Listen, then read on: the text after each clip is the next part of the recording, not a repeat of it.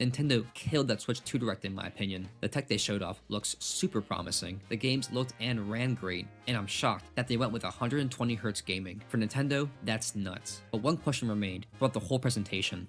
Where the money? Like, seriously, how much is this thing gonna cost? That's when our smiles were turned upside down. The Switch 2 launches at $450. What? For that kind of money, I could buy food. What does Nintendo think they're pulling here? And $70 plus games? Mario Kart World is $80. I know this game looks good, but is it $80 kind of good? That's when I ran a poll asking my subs, and if you didn't see this poll by chance, maybe you take this chance to subscribe to see future ones.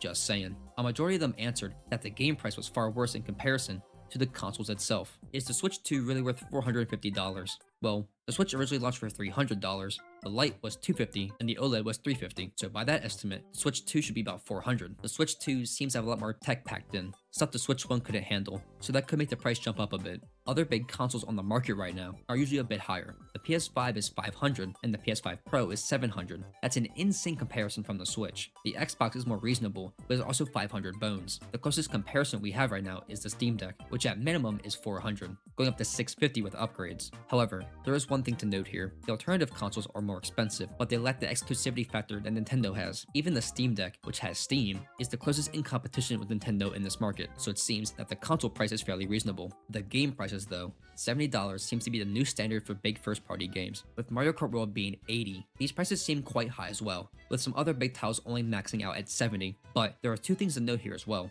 The quality and the base price. A lot of big games are only $70, but that's usually the lowest quality experience, since they produce higher priced versions for launch DLC. And tell me, are the quality between this $70 game and this $70 game the exact same?